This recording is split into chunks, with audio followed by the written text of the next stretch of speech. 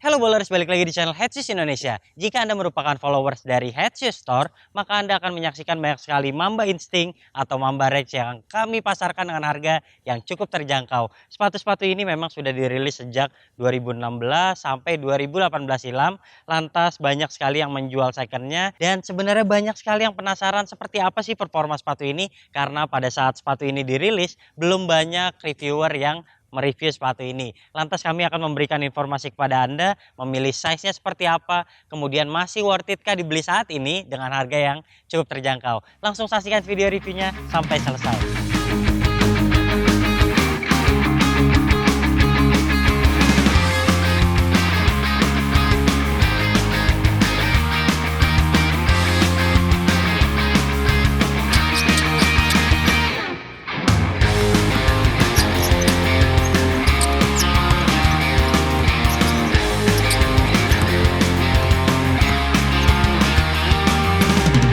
Mamba Instinct ialah budget model dari seri Kobe Bryant yang sudah dijual sejak tahun 2017 lalu. Model ini meneruskan generasi Mamba Mentality dan diteruskan oleh Mamba Range, kemudian Mamba Focus. Kami tertarik membahas sepatu ini karena banyak dipasarkan dengan harga yang terjangkau.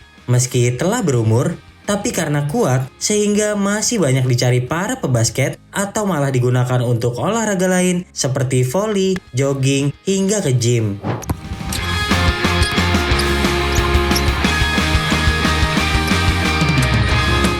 Traksi sepatu ini mengandalkan garis-garis yang tebal pada bagian samping dan tipis di bagian tengah. Ada juga logo Kobe Bryant sebagai identitas. Kami pernah mencobanya di lapangan indoor yang bersih dan benar saja tidak ada masalah yang ditimbulkan. Garis-garis dengan warna solid yang berkumpul pada bagian tengah merupakan andalan Mamba Instinct dalam berhenti. Pola ini juga yang membuat sepatu ini jadi sangat berjit, terutama ketika melakukan manuver. Namun jika Anda membeli sepatu ini dalam keadaan bekas, dapat dipastikan bagian-bagian luar traksi sudah banyak yang terkikis, dan itu tentu akan mengganggu performa pengereman, terutama saat berhenti lateral. Ketika digunakan bermain di lapangan outdoor, sebetulnya traksi ini tetap bisa diandalkan, namun hindari bermain di lapangan yang dipenuhi debu atau sehabis hujan, karena tentu akan mudah tergelincir. Ditambah telapak yang cukup ramping, pemain yang sering bermanuver tentu perlu berhati-hati jika tidak ingin terkilir.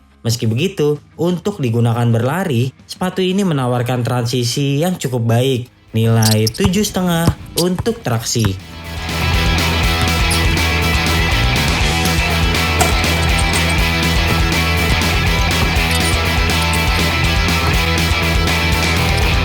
Berbicara bantalan, mungkin settingan sepatu ini ditujukan untuk para pemain cepat yang senang merasakan menempel dengan lapangan, karena insole Lunarlon yang dimilikinya hanya menawarkan sedikit perasaan memantul. Anda tidak bisa berharap banyak dari penerapan bantalan pada sepatu ini, karena sejak awal penggunaan, Anda tidak akan menemukan impact protection yang baik. Para pemain yang sudah mengalami cedera lutut, sebaiknya hindari menggunakan sepatu seperti ini. Tidak ada redaman berarti saat mendarat, dan tidak ada perasaan memantul yang ditimbulkan saat ingin melompat. Kami merasa kesakitan saat berlama-lama menggunakan sepatu ini. Semua pengaturan yang terjadi di bantalan ternyata fokus menghadirkan bobot sepatu yang sangat ringan, sehingga akan mempermudah dalam berlari. Namun ketika ingin bermain eksplosif, menggunakan sepatu ini, lutut Anda mungkin akan tersiksa. Sementara kestabilannya juga tidak terasa bagus. Ketika berhenti mendadak atau mendarat dengan keras, sesekali pendaratan seakan tidak menapak sempurna.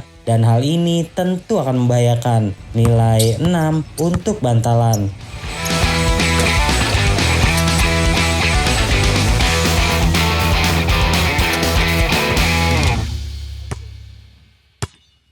Oke Bowlers, buat yang tertarik membeli sepatu ini, saya sarankan Anda untuk memilih up size kalau bisa minimal 1 cm. Jadi misalnya Anda biasa memilih 20 cm, Anda sebaiknya memilih 21 cm. Karena sepatu ini cukup ramping, kemudian bahan atasnya itu terasa cukup kaku di awal penggunaan, apalagi ini juga second, tetap saja terasa sempit. Jadi saya sarankan Anda untuk memilih up size untuk Mamba Instinct ataupun Mamba Rage.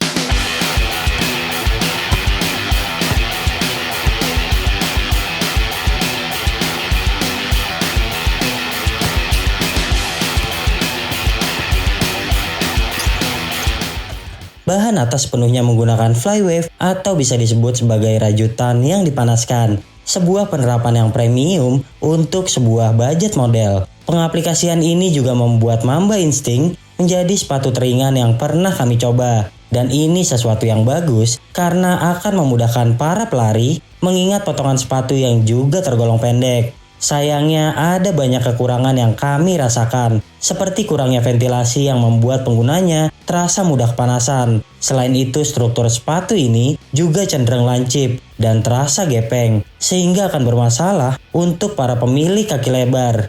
Meski digunakan beberapa kali, namun bahan tetap tidak mudah melentur dan para pemilik kaki lebar tentu akan kesakitan pada bagian samping. Sementara pada bagian lidah juga tidak menyenangkan. Potongan lidah yang pendek dan tipis membuat ikatan tali tidak tertahan dengan baik. Apalagi tidak adanya flywire membuat kaki terasa terjepit kala tali diikat dengan kencang. Namun pada bagian kolar dan pergelangan memiliki padding yang cukup tebal. Kami suka penerapan ini, sedikit menjaga kaki jadi tidak bisa bergerak bebas. Nilai 7 untuk bahan atas.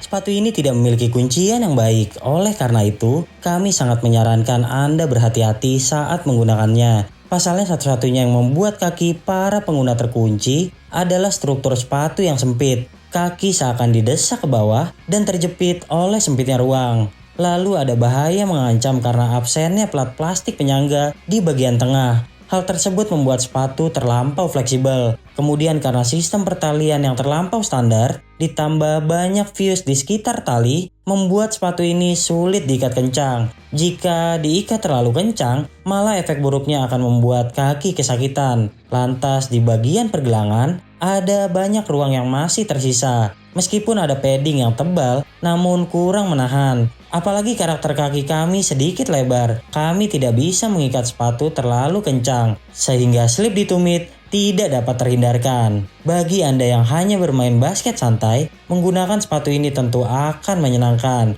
Namun, jika Anda pemain eksplosif yang biasa terbang-terbang, ada baiknya Anda menggunakan sepatu lain yang lebih proper. Nilai 6 untuk kuncian.